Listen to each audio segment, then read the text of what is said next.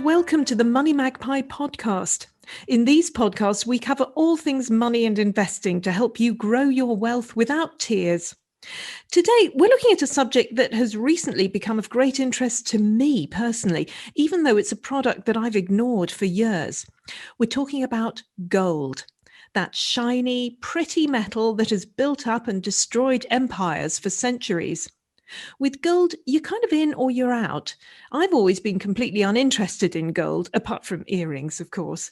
But now, with so much uncertainty in the world, particularly in the economy, I'm suddenly really interested in it as an investment. So partly, frankly, for my own interest as well as yours, I've brought in some experts to talk about gold as an investment and whether now is a good time to buy or perhaps sell. So firstly, I'm joined by Andy Dickey from the Royal Mint. Hello, Andy. Hello there. Hi, nice to be with you. And you, great to have you. Tim Price from Price Value Partners, Wealth Managers. Hi, Tim. Hello. And John Butler, who, among many other things, is author of a book called The Golden Revolution, which has recently been updated as well. So thank you for coming, John.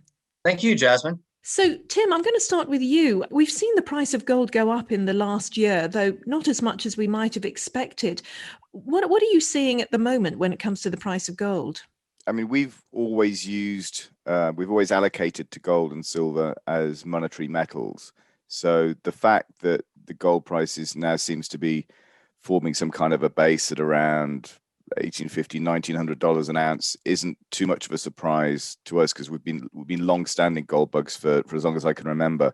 To go back a bit, though, I think it's worth asking yourself why there's merit in holding gold at this particular moment in time. It's not a function of just speculatively purchasing an asset in the hope that it goes higher in price. So, of course, we want that to happen too.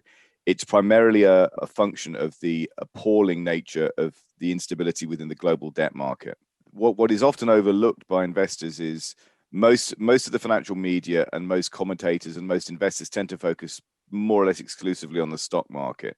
And that's fine because the listed stock market tends to be over the medium to long term where you make money. However, what a lot of investors are unaware of, and certainly probably many in the financial media are unaware of, is that the bond markets, the sum total of government borrowing, corporate borrowing, and household borrowing, the size of the bond markets globally completely dwarfs the stock market.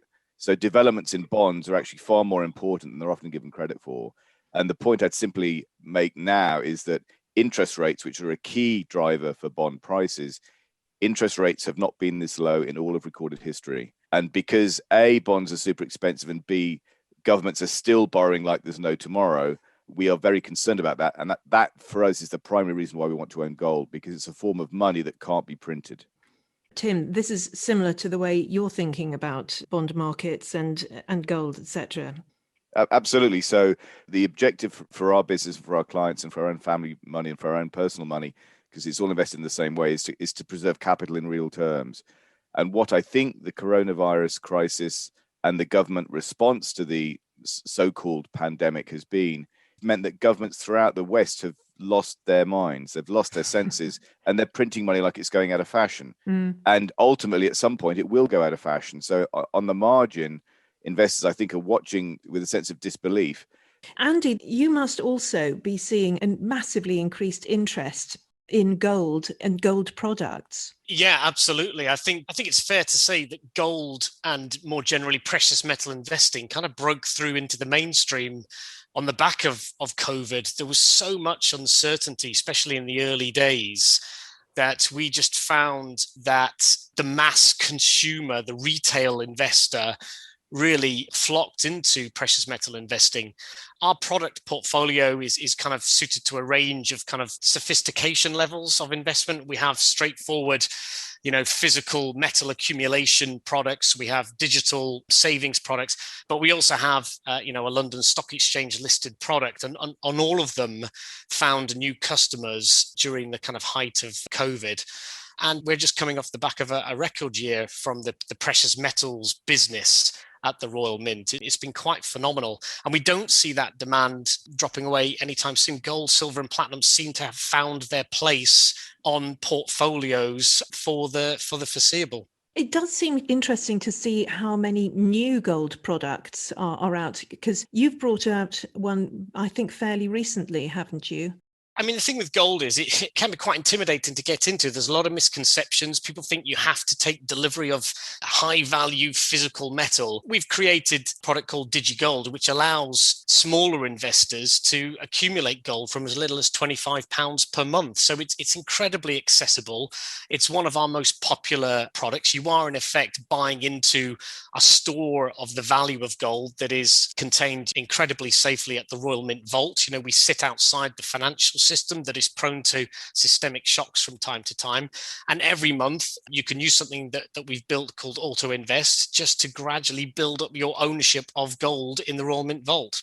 Nice. And as you say, a store of value. John, you've talked a lot about gold really as a store of value, really for whole economies as well. What do you see as the near future and far future for gold in terms of our economies? Well, I think that there are several ways in which gold kind of already does and will continue to play an important role. As Andy just indicated, you do see the occasional surge in demand for gold as a safe haven when people are concerned about, well, just about anything that could affect the economy and their savings over time. But as Tim pointed out a few moments ago, normally people would simply go to the bond market when they wanted a safe, steady fixed income. But the bond market has now been so heavily influenced by central banks bringing yields down to incredibly low levels historically, amidst a huge debt pile historically. It causes us to fundamentally question whether bonds can really function as an effective store of value anymore. And one thing I always said was that bond prices, or interest rates if you prefer, they're kind of to the financial markets generally what the speed of light is in an Einsteinian universe. That is, it's the only true universal point of reference. The prices of stocks, the prices of corporate bonds, risky assets, structured investments, it doesn't matter. The price of all financial assets is heavily influenced by the baseline interest rate itself, which is what is determining bond prices. And the problem is central banks have been using that interest rate to try and manage their economies for years now, and they've been distorting that interest rate and distorting the bond market as a result. Now imagine, if you will, that Mother Nature, God, whatever you want to call it, started fiddling around with the speed of light. I mean, it would cause everything in the known universe to become distorted. We wouldn't be able to make sense of it. And sadly, that's kind of the situation we're in today. And there's no easy way out of it. And so I believe that gold, as a safe haven against all of that uncertainty and potential financial market mayhem, is going to remain in strong demand going forward. And every time a new investor wakes up to gold as a possibility, then every time their expectation of the risk of some sort of crisis in future goes up, they'll accumulate more. That's a qualitative shift in demand for gold. Once you wake up, you don't go back to sleep. There's a whole array of new gold-aware people. And this is also true of institutional investors who, as you can imagine, have an awful lot of firepower when it comes to the financial market. Well, absolutely. And Tim, I'm guessing that you're also feeling that this lack of solid backing to money is one of the reasons why we're seeing the start of inflation. And I believe that when you have high inflation, gold is a good place to put your money. Sure. I mean, we never saw, probably like everybody, we never saw the impact of sort of the COVID crisis when it sort of first washed ashore in first quarter of last year. But that said, we were concerned about the debt market. So we don't own bonds, and we do own a fairly meaningful allocation to the precious metals, gold and silver, specifically the monetary metals, and related to equity interests. In other words, mining companies that operate in that space that are relatively cheap and hopefully quite highly cash generative and have little or no debt. Sometimes one of the best ways of assessing relative value in financial markets is through comparing ratios or comparing charts. And one thing that we found highly interesting is that if you look at the ratio of a broad commodities index, for example, the Bloomberg Commodities Index, which is not just gold and silver, but obviously the whole commodity space, commodities relative to the S&P 500, which is the major stock index for the US, the equivalent of our FTSE 100. On that basis, commodities have not been this cheap relative to paper assets, to equity assets for 60 years. If that's a thesis that's workable, then that probably represents the most compelling investment opportunity of my lifetime. Nice. So in a sense, you're saying it's not just gold and silver, it's commodities generally. It goes much more broadly than that. But the reason we put a specific focus on gold and silver is what we're most concerned about is the erosion of purchasing power of money. But this is a problem that's systemic and global and universal. Every single currency in the world is being debased right now. So governments and their central bank agents can kind of get away with this game because if everyone's devaluing against everybody else, it's almost stasis, nothing really changes. But the one thing that isn't changing is the fact that the price of gold is going to be rising in each of those currencies. And Tim, obviously one could take one's money to price value partners and get you to invest it for us. But if you were going to suggest to retail investors, somebody like me, somebody like our listeners, how they could invest in different ways in gold, what would you suggest? Where would you suggest they go? We like to diversify. So we think diversification is the last remaining free lunch in finance. So we would always err on the side of having more than one option. So the starting point has to be the physical asset itself, which is gold bullion. So that can either be done in physical form through someone like Andy, or it can be done through some form of exchange traded fund or an exchange traded commodity. The critical thing for the exchange traded funds is you want to ensure that the gold is actually there and that it can't be lent out or what's called rehypothecated, because the problem in the, if you like, there's a derivatives market that trades off the physical, is that there are far too many claims on gold relative to the amount of gold that's actually out there to satisfy those claims. So in other words, at some point, everyone's playing musical chairs and a few people are going to be left sitting on their bottom on the ground. And John, what do you feel about retail investors in gold? Do you feel that this is really the way that most people should be looking, at least with part of their money? I believe that you need to consider why gold would belong in a portfolio and start with first principles. And if you simply run the numbers and you take a data set, which can go back over 100 years, if you know where to look, you can find the prices for British government bonds. You can find the prices for the benchmark stock market, which becomes the FTSE.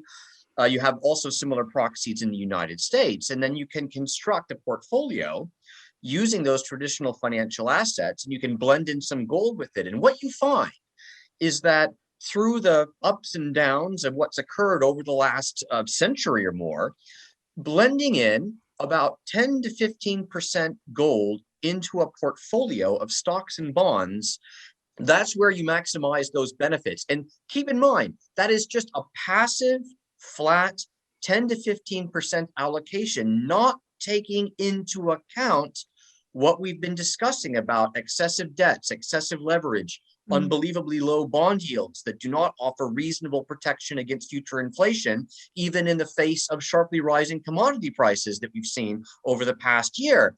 And so you could almost say that 10 to 15% is merely a starting allocation, kind of a floor, a small financial insurance policy. However, once you've made that determination how much gold to acquire as a core holding, I would recommend that the core holding be through a physical gold custodian, of which the Royal Mint is one. There are others.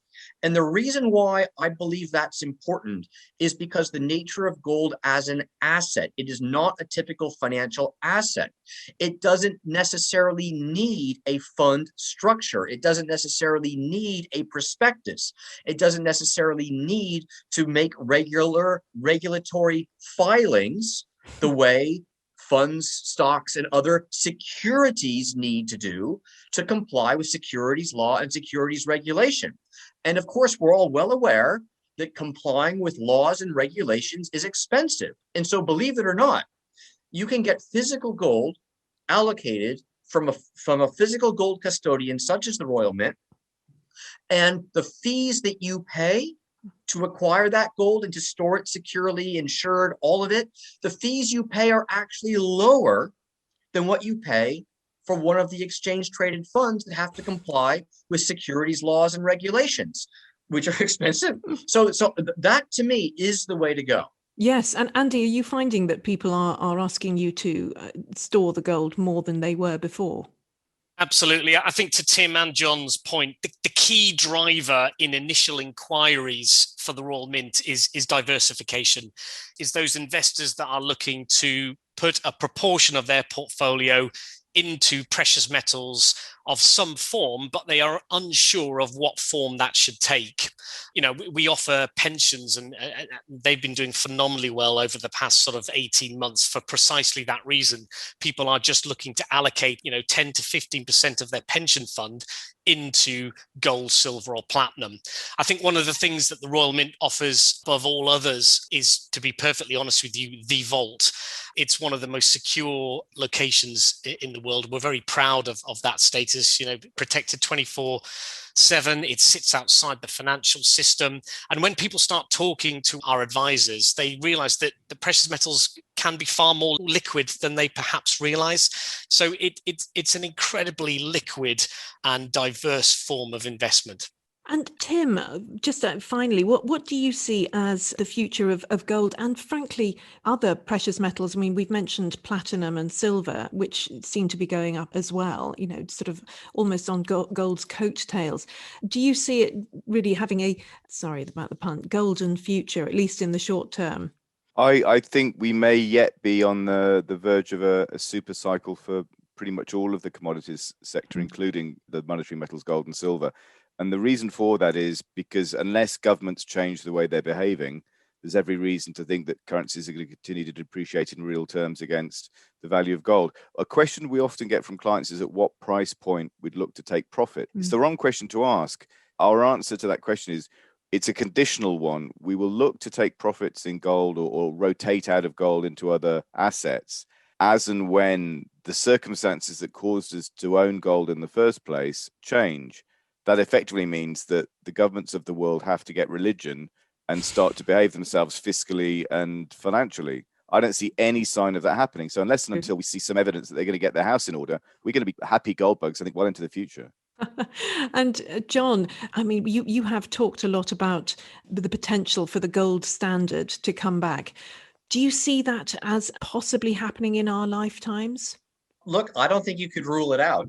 The fact is that this monetary cycle of history that you can observe if you're an economic historian, and that is my academic background, when you get into these unstable situations, the ultimate solution is to rebuild credibility by repegging to gold in some way.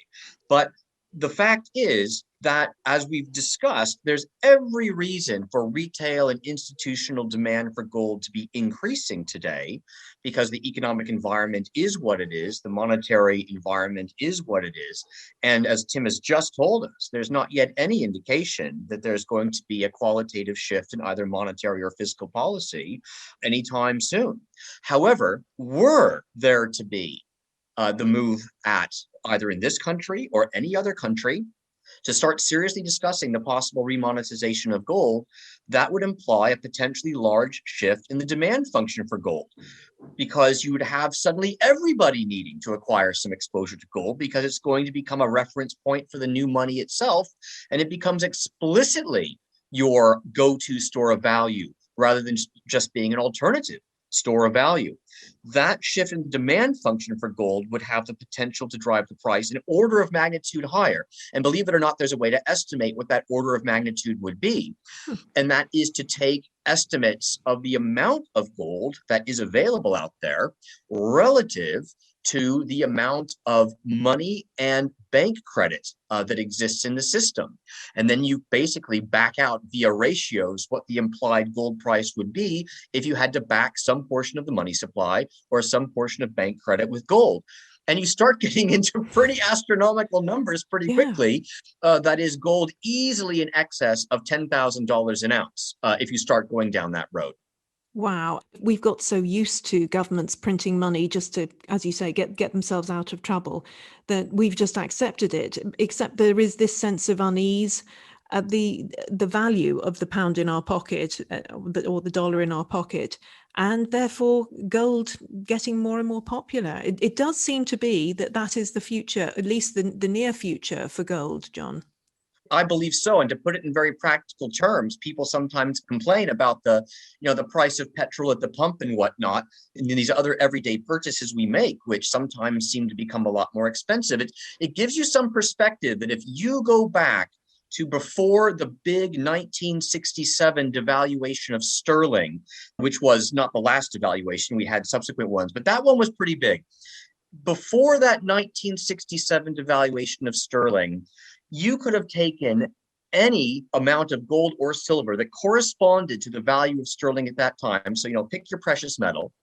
Were you then to take a look at today's petrol price, what you would find is that petrol is not only not more expensive today than it was in the 60s, but it's actually less expensive today than it was in the 60s in terms of gold and silver. That's how good gold and silver have been since 1967 vis-a-vis sterling as stores of value.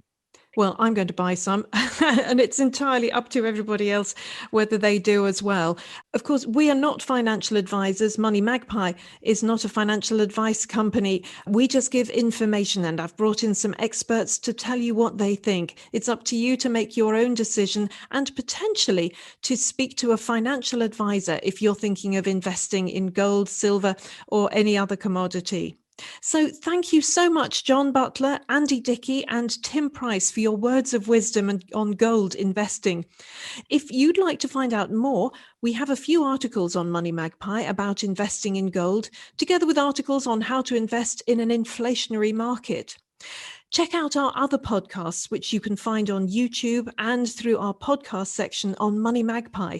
And don't forget to follow us on social media, either Money Magpie or at Jasmine or at Jasmine Birtles, depending where you're looking. Our producer today was Jenny Birtles, and the music was composed for us by Thomas Hewitt Jones.